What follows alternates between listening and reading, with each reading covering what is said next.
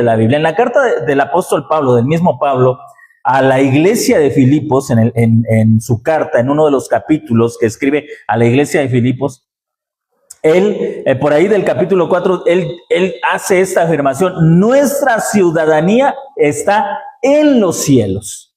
¿Y cómo lo entendemos? Bueno, que nosotros no somos de esta tierra, que cuando muramos nos vamos a ir al cielo, y eso en parte es cierto, pero Pablo está hablando de algo mucho más profundo que solamente decirte, cuando te mueras te vas a ir al cielo porque tú eres ciudadano del cielo. Va mucho más profundo que esa simple esperanza que la mayoría de los creyentes tienen.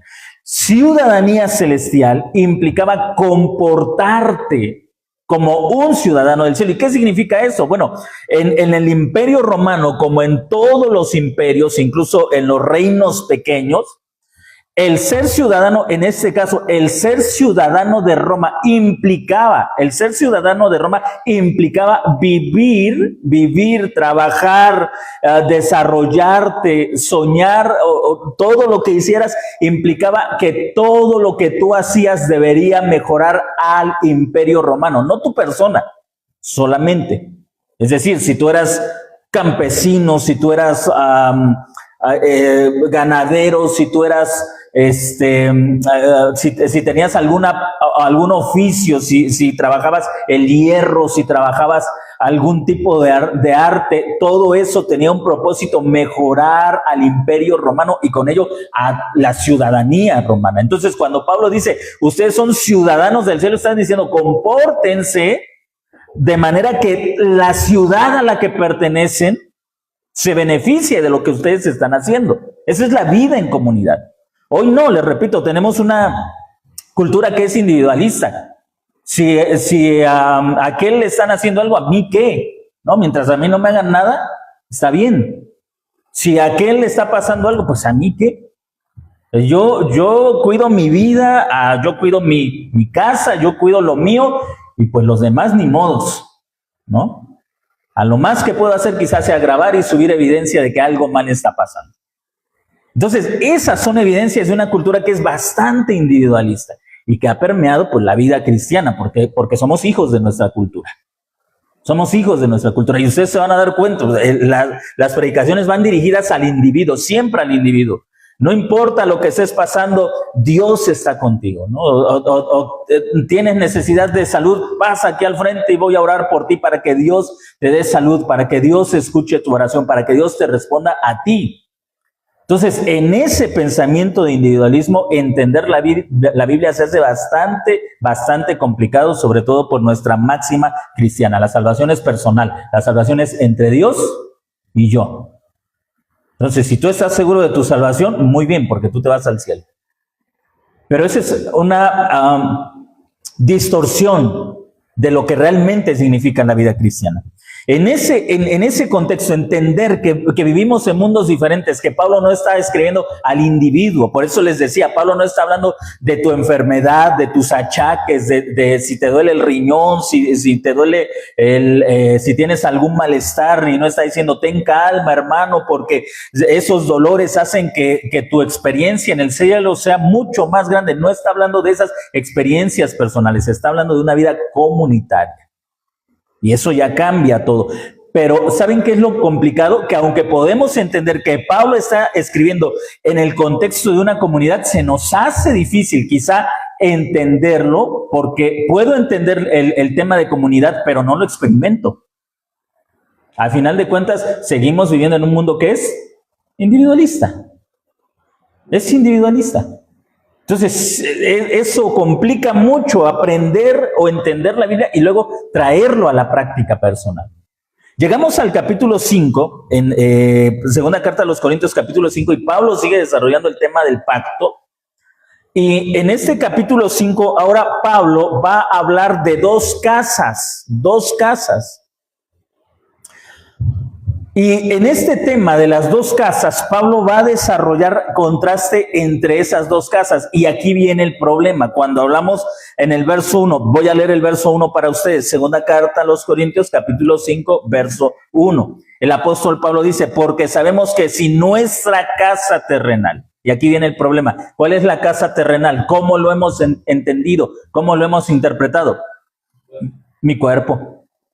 mi cuerpo, mi casa terrenal es mi cuerpo. Y este tabernáculo, y a lo mejor mientras estamos leyendo a Pablo, estamos pensando que Pablo está señalando su cuerpo. Este tabernáculo fuera destruido, tenemos de Dios un edificio, una casa no hecha por manos, eterna en los cielos. Entonces pensamos, este cuerpo cuando sea destruido por la enfermedad, por la vejez, por las consecuencias naturales de vivir en este mundo material, cuando sea destruido, Dios te va a dar una casa espiritual, un nuevo cuerpo.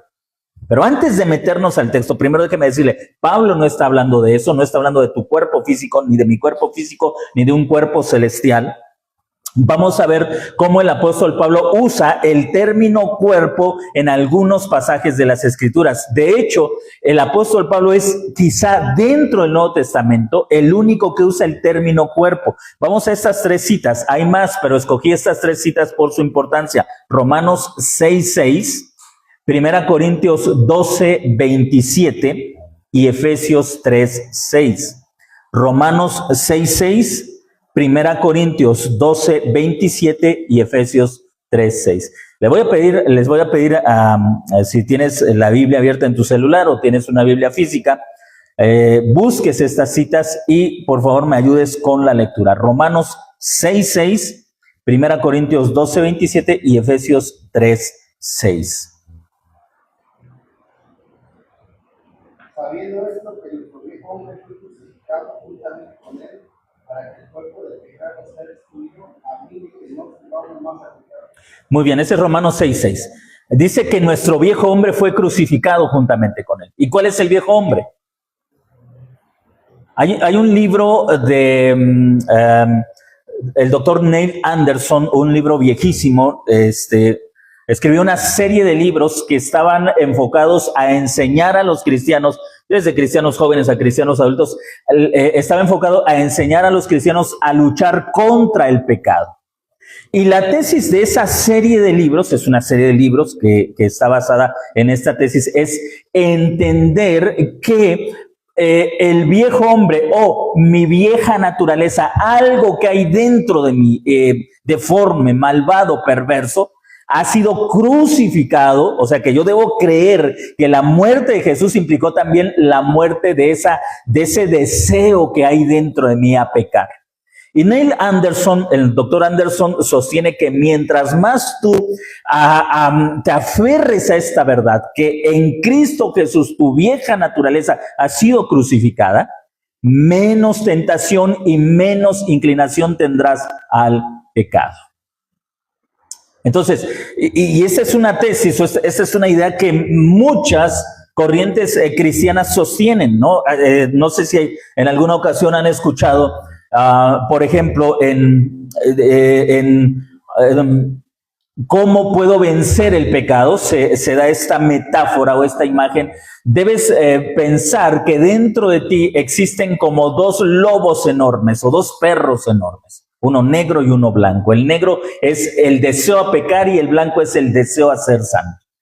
Y a quien tú alimentes va a ganar la batalla. Si tú no lees tu Biblia, si tú no oras, si tú no ayunas, si tú no haces actividades espirituales, entonces tú le estás proveyendo a la carne. Si tú solamente escuchas a música no cristiana, si tú ves películas no cristianas, si tú te desenvuelves en un ambiente no cristiano, estás fortaleciendo a la carne y terminarás pecando. Tiene cierta lógica, pero Pablo no está hablando de eso. Cuando Pablo dice en Romanos 6:6 que el viejo hombre fue crucificado, se está refiriendo a Adán, el representante de aquel pueblo que había sido expulsado de la presencia de Dios. Entonces no tiene que ver con algo malo que hay dentro de ti. El ser humano por naturaleza es corruptible, tiende a la necedad, a la maldad. Pero no es que cuando tú vienes a Cristo se crea una nueva naturaleza en ti. No, el viejo hombre es Adán, es el representante antiguo de la humanidad que desobedeció a Dios y que junto con los que representaba fue rebelde a Dios.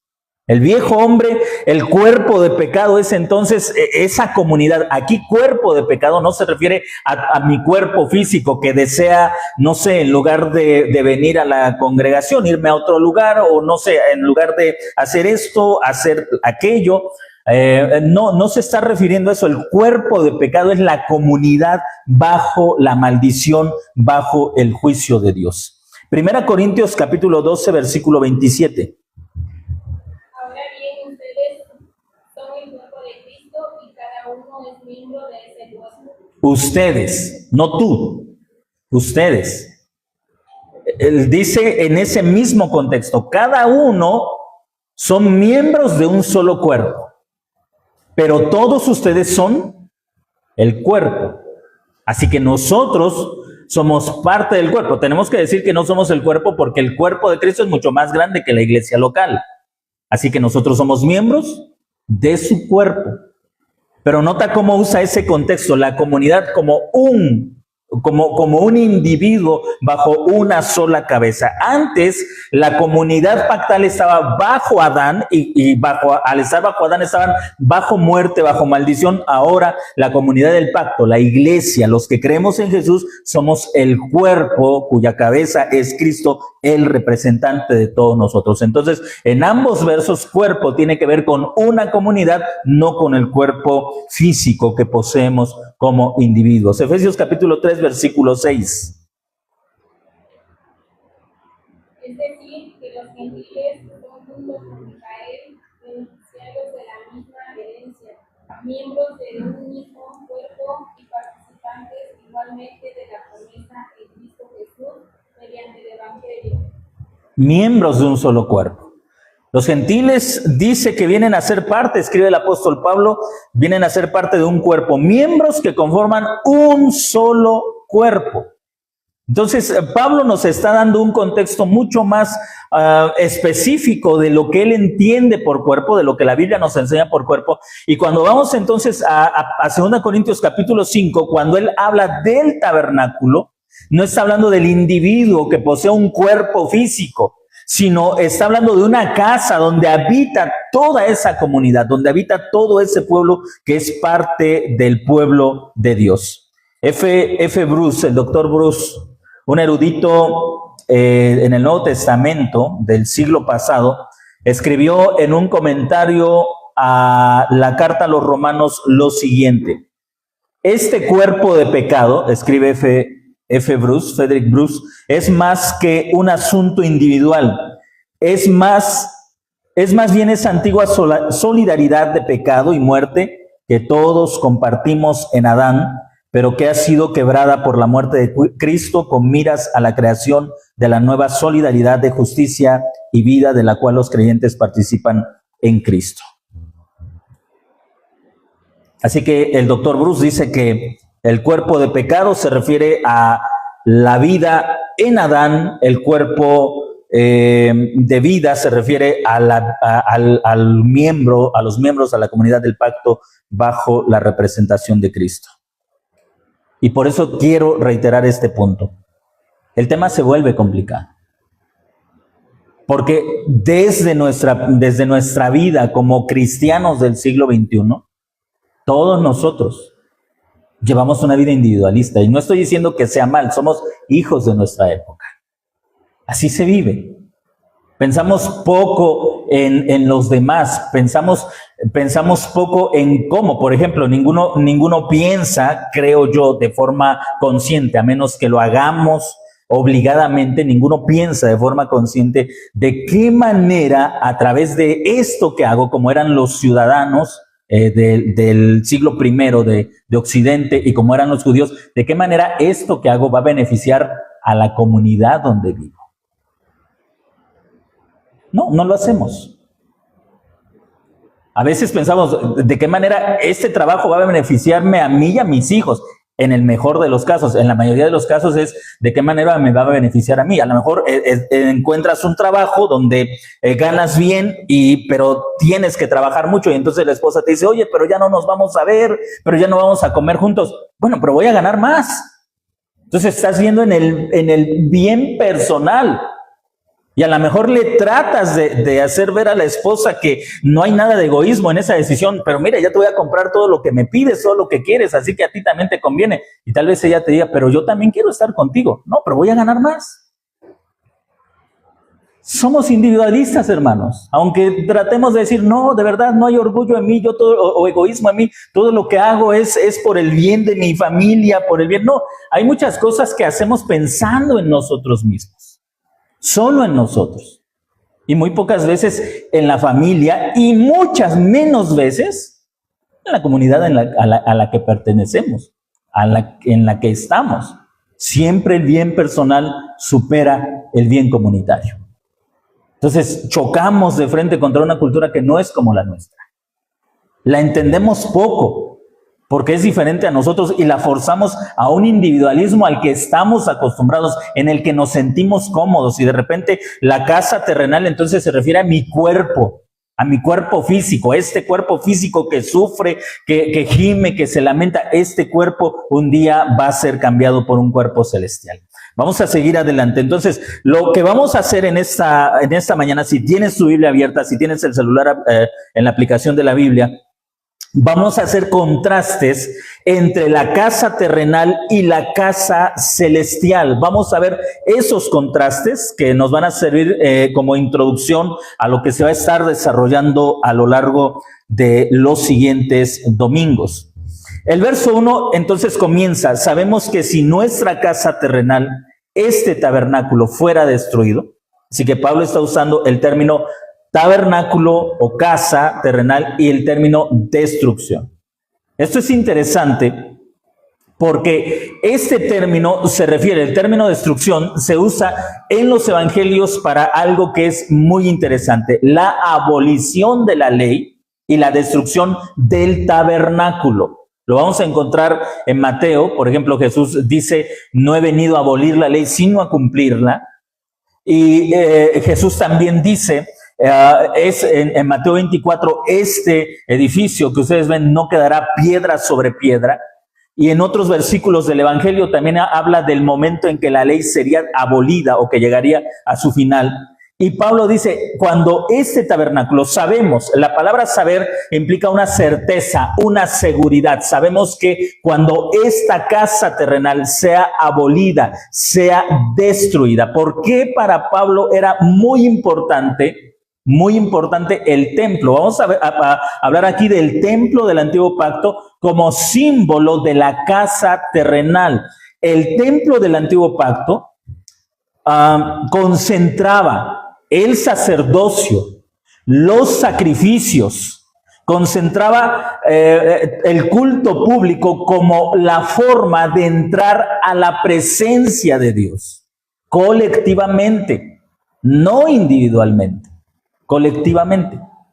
¿Sí? En otras palabras, los judíos de ese tiempo no pensaban con que yo esté bien con Dios y con que a mí me vaya bien, ¿qué importa? No, porque la ley, el pacto, ponía al pueblo como comunidad, como responsable delante de Dios. Es decir, todo el pueblo como un solo individuo debían guardar la ley, o todo el pueblo como un solo individuo serían castigados.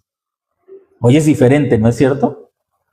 ¿Por qué? Porque hoy pienso, si yo estoy bien como cristiano, pues lo demás es lo de menos.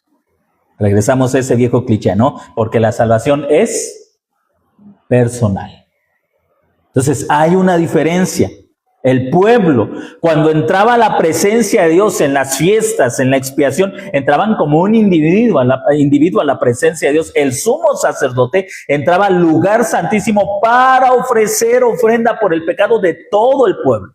No solamente de un individuo, sino de todo el pueblo. Y si Dios perdonaba, aceptaba la sangre derramada, era el perdón de todo el pueblo, no solamente de un individuo. Entonces Pablo dice, sabemos que si ese tabernáculo fuera destruido, ¿cuáles son las consecuencias de un tabernáculo destruido? Versículo 2, después vamos a ir con el contraste, la casa eterna, la casa en los cielos. Versículo 2, estando en esta casa terrenal, en ese tabernáculo, en este templo, gemimos ¿Por qué? Aquí habla de un sufrimiento. Recuerden lo que el propio Pablo escribió en 2 Corintios capítulo 3, versículo 7. Versículos 6 y 7. 2 Corintios capítulo 3, versículos 6 y 7.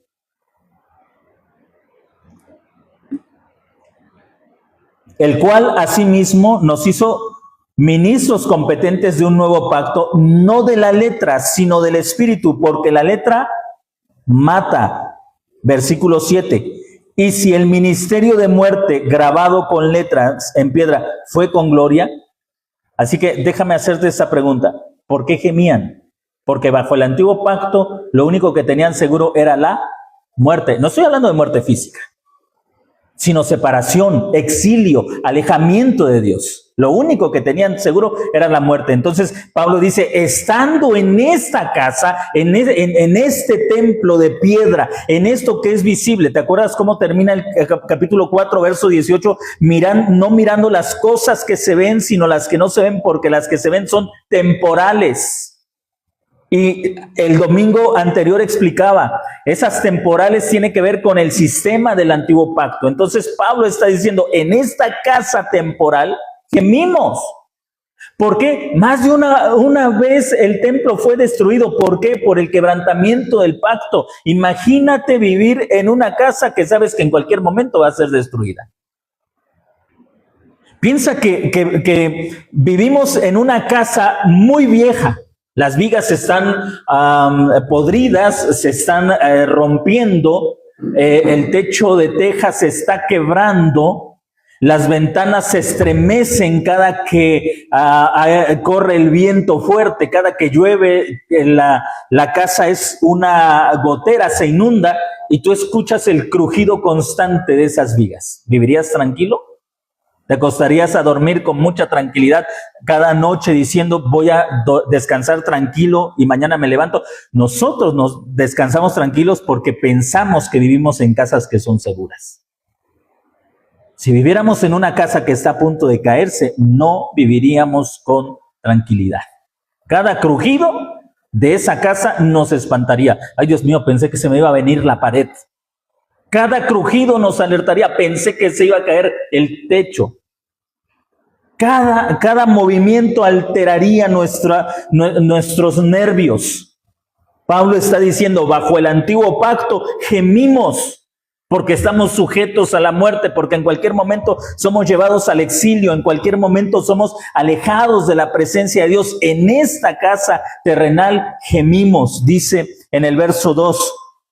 Y avance conmigo en el verso 3. Porque así, aunque desvestidos, no seremos hallados desnudos. Así que usted puede ir escribiendo en forma de lista. Si lo estás haciendo en una hoja, divídela a la mitad. A tu lado izquierdo pon casa terrenal, a tu lado derecho casa celestial. La casa terrenal es una casa derribada, dice en el verso 1. Nuestra casa terrenal, este tabernáculo fuera destruido. Entonces la casa terrenal era una casa marcada, señalada para la destrucción.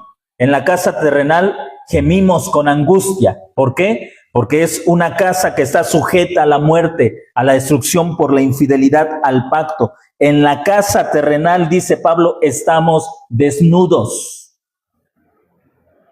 Ahora, también vivimos en una sociedad que le importa poco la desnudez, ¿no es cierto? Que no le avergüenza la desnudez. Pero Pablo no está hablando de moralidad, hermano. No está diciendo, no, qué barbaridad, ahora ya no tienen vergüenza, ya no tienen respeto. No está hablando de moralidad.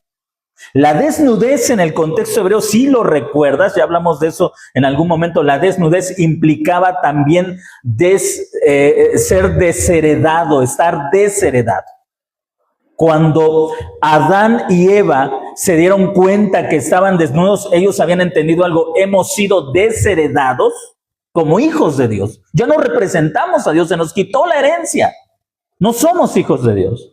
Hay una tradición entre los judíos antiguos que dice que había una orden para que los levitas que les tocaba cuidar el templo durante la noche no se durmieran. El levita, que era un tipo de sacerdote de menos rango, este levita tenía que mantener las luces del templo encendidas, los panes de la mesa de la proposición, en orden, y durante la noche tenía que cuidar que ninguna lámpara se apagara.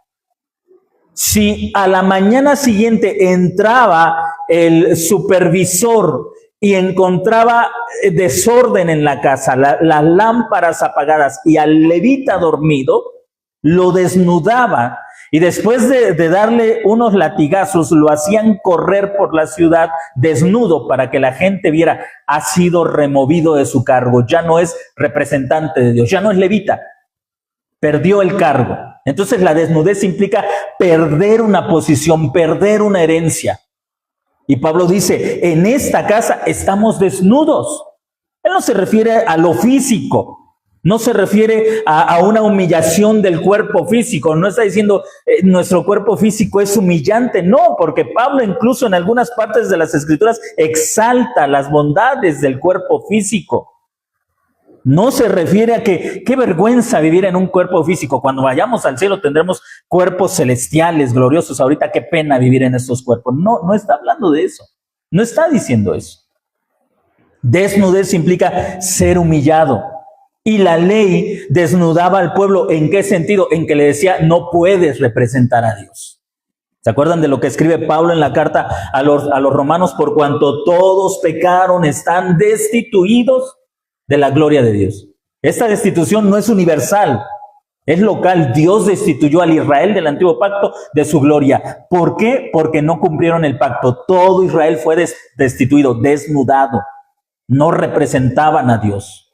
No eran la imagen de Dios en medio de las demás naciones. Fueron desnudados. Las naciones lo veían y decían: ¿cómo puede ser un representante de Dios?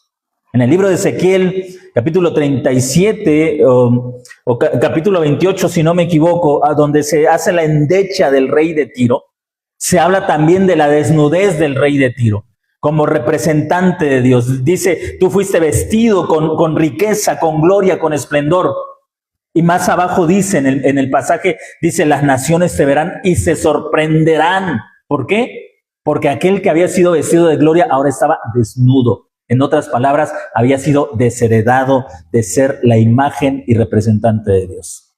Entonces, cuando Pablo dice: en esta casa estamos desnudos, está hablando de una realidad. Bajo el antiguo pacto no somos imagen de Dios, no representamos a Dios, no reflejamos la gloria de Dios.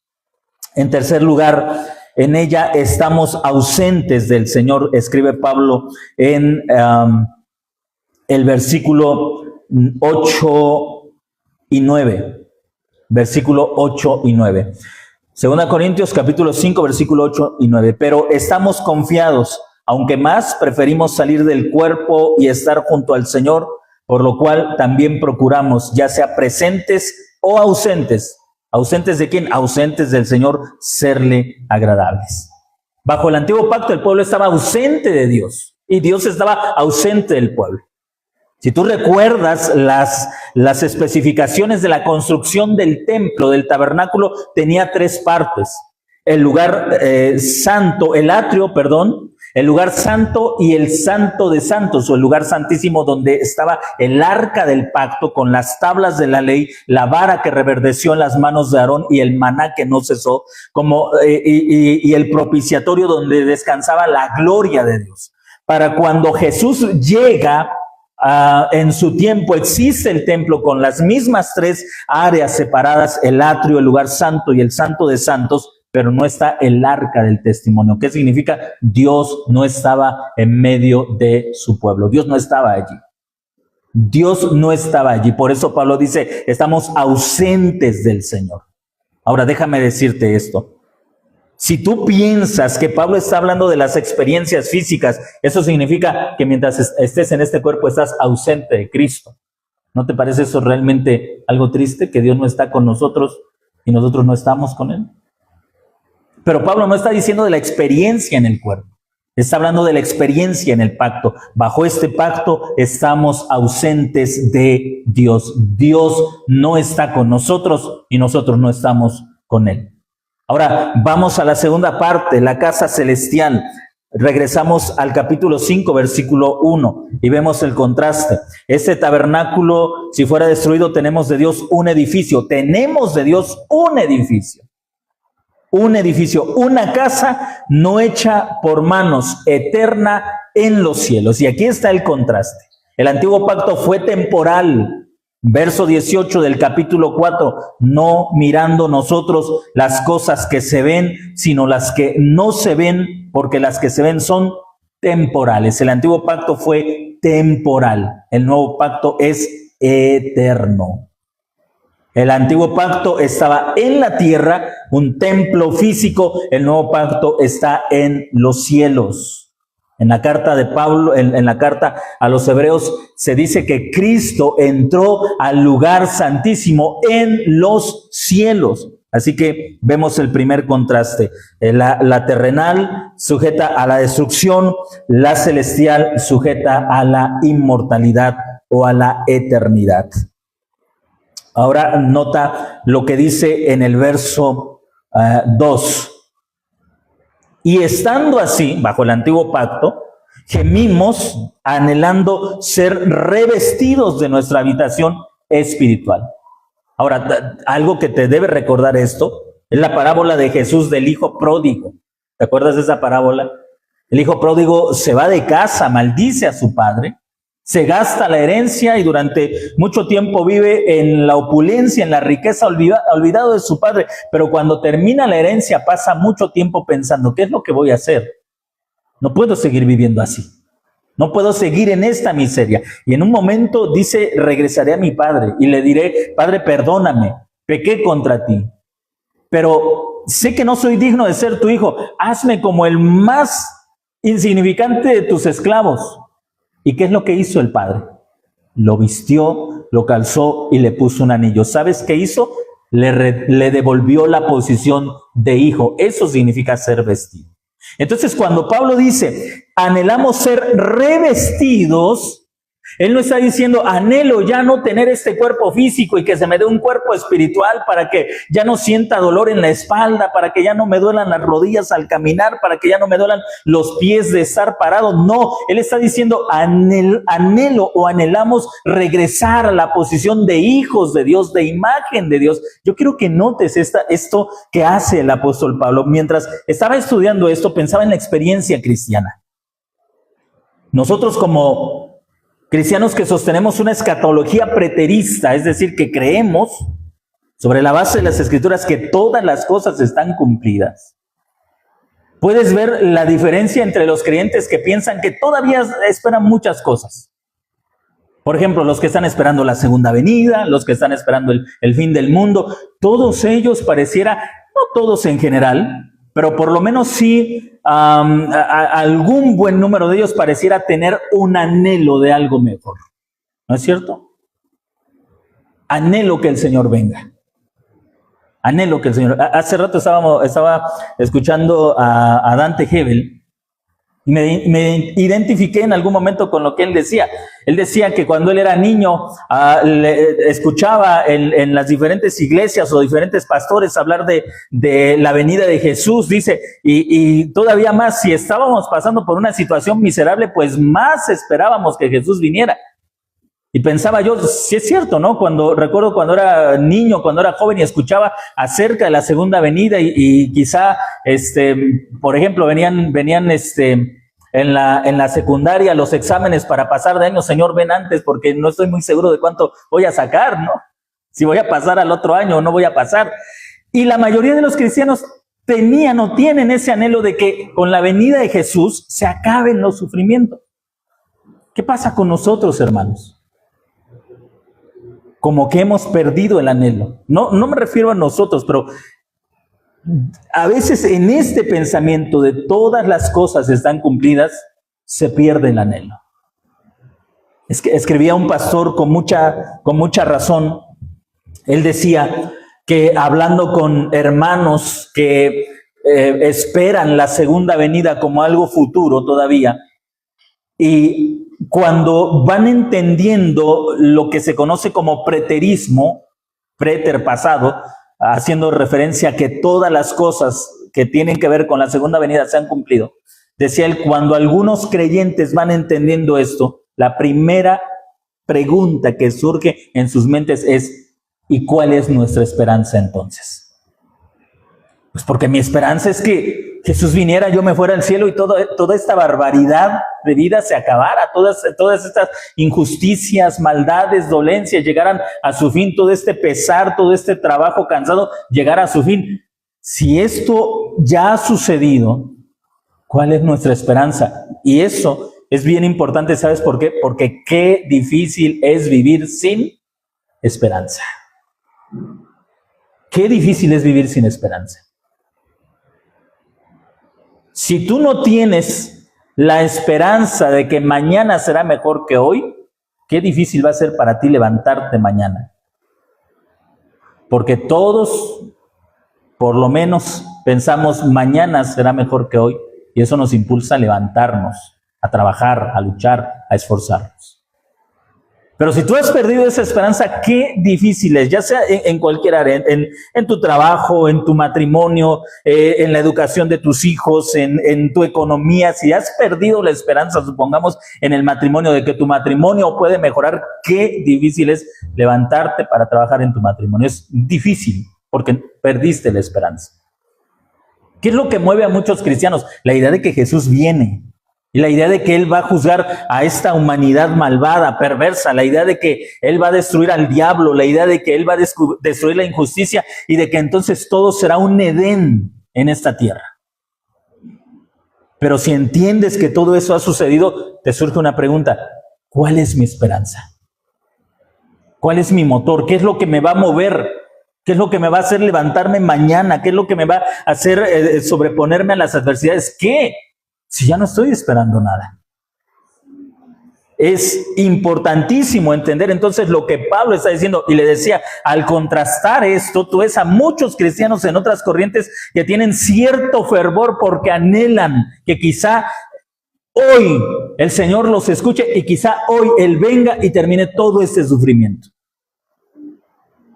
Y de repente pareciera que nosotros hemos perdido ese fervor. El apóstol Pablo dice, estando así, gemimos anhelando. Hay un anhelo en Pablo. ¿Qué es lo que él anhela? Ser revestido. ¿Qué implica ser revestido? Salir de este cuerpo de muerte. Recuerda, no el cuerpo físico, la comunidad bajo el antiguo pacto. Salir de este cuerpo de muerte y ser llevado a un cuerpo de vida, a ser miembro del cuerpo de Cristo para ser reconocido como hijo de Dios, elevado a la posición de hijo de Dios, dice el apóstol Pablo. Ese es nuestro anhelo. Ahora, ¿cómo nosotros desperdiciamos lo que Pablo anhelaba? ¿Cómo simplemente lo menospreciamos? Somos, me temo, no sé si en todos los casos, pero quizá en muchas ocasiones, somos como el hijo del hermano del hijo pródigo que se queda en casa pero vive como esclavo. ¿Te acuerdas lo amargado que estaba este hombre? El otro, lejos de casa, anhelando, quiero regresar a la casa de mi padre, quiero disfrutar de su riqueza, aunque sea como el más pequeño de sus esclavos, como el más insignificante de sus esclavos, pero quiero estar en la casa de mi padre, no soporto esta vida. Y el que estaba en casa vivía como esclavo. Vivía como esclavo diciéndole, le llega a reprochar a su padre y le dice, tanto tiempo te he servido. No se sentía hijo. Tanto tiempo he trabajado para ti, tanto tiempo te he servido y ni siquiera una fiesta me has hecho, no has matado un cabrito para mí, no has hecho nada por mí, tanto tiempo he trabajado para ti y nunca me has hecho algo así como lo que le hiciste a él, que te maldijo, que vivió para sí mismo. Y nosotros, hermanos, entrando esta metáfora o esta comparación, nosotros que tenemos la bendición del nuevo pacto, vivimos no como hijos, sino como esclavos, despreciando nuestra posición, despreciando la enorme oportunidad que tenemos de entrar a la presencia de Dios. Mira cuántas personas en diferentes expresiones del cristianismo, ya sea católico, evangélico, protestante, los ves haciendo un esfuerzo por entrar a la presencia de Dios. Mañana es domingo, dirán algunos, entre el protestantismo y el evangelicalismo, mañana es domingo, día de ir a la casa de Dios. Y algunos creyentes diciendo, sí, qué bueno, porque esa semana me fue muy pesada, quiero estar en la presencia de Dios, quiero cantar, quiero sentir su presencia, quiero estar. Y llega la gente, Señor, escucha mi oración, por favor, atiende a mi oración, aquí estoy, ven, mira mi vida, oye, escucha mi clamor. Y ves también a cristianos en el catolicismo o a católicos profesantes, tal vez haciendo peregrinaciones, yendo a misa, buscando una forma de conectarse con Dios. Y nosotros que sabemos que vivimos en esta realidad, no estoy diciendo por lo que tú haces el domingo, por lo que vivimos todos los días, a veces pareciera que damos por hecho, Dios está conmigo.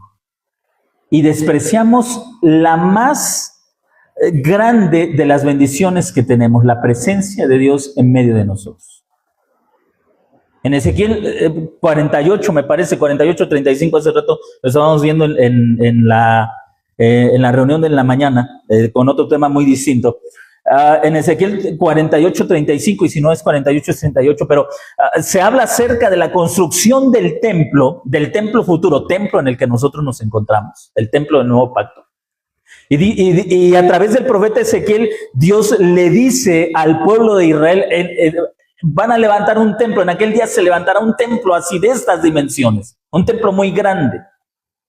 Y la ciudad cerca del templo se llamará Yahvé Sham. Algunas traducciones me parece que lo traducen como Jehová Samá o algo así, Yahvé Sham. ¿Sabes qué significa Yahvé Sham? Significa Dios está ahí. Dios está ahí. Entonces, ¿qué es lo que Dios le estaba diciendo? En el templo futuro, en el templo del nuevo pacto, en ese templo, la gente que habita en ese lugar dirá, Dios está aquí. Dios está aquí. Esa es la realidad del nuevo pacto. Dios está aquí, Dios está contigo el lunes, el martes, el miércoles, el jueves, el viernes, el sábado, el domingo. Y el domingo debería ser una explosión de la alegría de saber que todos los días de la semana Dios estuvo con nosotros. Dios estuvo en nuestras vidas.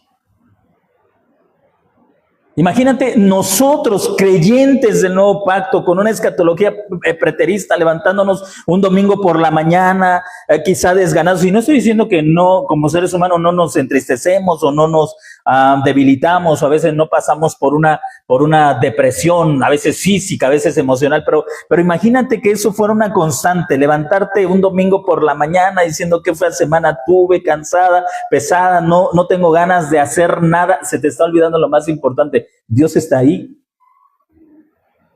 Dios está ahí.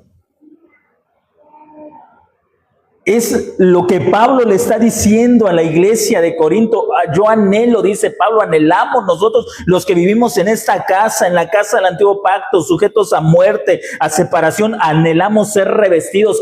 ¿Qué está diciendo? Anhelamos recuperar la posición de hijos de Dios, porque cuando recuperemos la posición de hijos de Dios, estaremos vestidos y eso dirá, Dios está con nosotros. Dios nunca más nos va a abandonar. Continúa el apóstol Pablo en el versículo 4 al final, porque los que aún estamos en este tabernáculo, el tabernáculo del antiguo pacto, gemimos con angustia por cuanto no queremos ser desvestidos, sino revestidos para que lo mortal sea absorbido por la vida. Entonces, ¿qué significa ser vestido? Tener vida. Eso significa estar vestido, tener vida. ¿Y qué significa tener vida? Regresar a la presencia de Dios. Eso es resurrección, regresar a la presencia de Dios. En Ezequiel, yo quisiera hacerle una pregunta a ustedes. ¿A quiénes se les dio la promesa de la resurrección? A los judíos, no a nosotros. A los judíos se les dio la promesa de la resurrección, que un día Dios los levantaría de nuevo y los llevaría a su presencia. Hoy nosotros no esperamos la resurrección. ¿Sabes por qué? Porque hoy nosotros estamos vestidos de vida. Estamos en la vida. Tú y yo no esperamos el día en que finalmente este cuerpo deje de respirar y entonces vas a ir a la presencia de Dios. Tú y yo no esperamos la resurrección. Nosotros vivimos en la época de la vida, del Dios está aquí. El Dios está contigo. Y finalmente, En el versículo 8 y 9 que leímos, el apóstol Pablo dice, pero estamos confiados, aunque más preferimos salir del cuerpo y estar junto al Señor, por lo cual también procuramos ya presentes o ausentes serle agradables. Pablo dice, estoy confiado que un día estaré presente delante del Señor. Así que la casa celestial es eterna. La casa celestial es la revestidura o la restauración de la posición de hijos de Dios. La casa celestial es la vida, porque ahí habita Dios y su pueblo habita con él. La casa celestial es estar en la presencia de Dios en todo momento y en todo tiempo.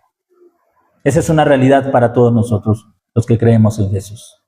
Eso les debería de dar un cambio diferente a tu vida. No importa lo que estés viviendo, no importa lo que estés pasando. Mira, para Pablo no era importante si tenía esta o aquella experiencia personal. Para Pablo lo que era importante es cómo él, perteneciente a un pueblo, estaba delante de Dios. Y delante de Dios, a él podía ser que le iba bien o mal económicamente, pero lo que le interesaba es en qué pacto estaba con Dios.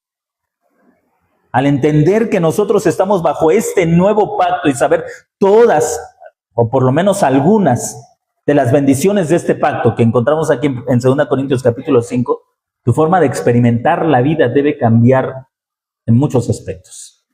Debes ver la vida de forma distinta. No solamente vivir con esperanza, vivir en la esperanza, en la realidad de que Dios está ahí contigo, de que tienes lo que más necesitas para vivir, que es la presencia de Dios. Y no solamente tú eres parte de un pueblo donde Dios habita, donde Dios disfruta manifestar su presencia. Dios se alegra de decir, estos son mis hijos, estos viven en mi presencia. No solamente 2 horas de un domingo cada 8 días, todos los días. Cuando duermes, Él está contigo. Cuando ni siquiera descansas porque tu mente está pensando en todos los problemas que tienes, en todas las luchas que tienes, Dios está contigo. ¿Y sabes qué es lo terrible? Que muchas veces desaprovechamos esa oportunidad. Porque nuestra mente está pensando y repensando lo mismo, y en lugar de acercarnos a Dios con la confianza de decir, yo sé que tú eres Yahvé Sham, que tú estás aquí y que estoy en tu presencia, que ni siquiera necesito entrar a tu presencia porque vivo en tu presencia. Y abrir el corazón a Dios y llevar tus cargas, tus luchas, tus ansiedades, tus temores, tus miedos y soltarlos delante de Él. A veces los metemos tan dentro de nosotros que nos cuesta levantarnos y vivir con la certeza de que Dios está con nosotros. Nos abrumamos tanto que dejamos de lado el privilegio y miramos a otros y decimos, aquellos que son malos cristianos les va mejor que yo. Somos como el hijo amargado del hermano pródigo. Aquellos que son peores cristianos les va bien que yo. Y yo, que me esfuerzo, que lucho, que hago esto, que hago aquello, todo esto que me está pasando. Y a veces Dios necesita recordarnos, hijo, tú estás en casa, tú lo tienes todo. ¿Por qué no echas mano de eso? ¿Por qué no echas mano de la vida? Pablo le dijo a Timoteo, echa mano de la vida eterna. Quizá un consejo que a todos nosotros nos hace falta recordar, echa mano de la vida eterna. Echa mano de la presencia de Dios contigo. Vamos a concluir con una oración. Padre, gracias porque en esta tarde, en este mediodía, podemos acercarnos confiadamente ante el trono de tu gracia. Y darte gracias porque día a día, desde que fuimos salvos hasta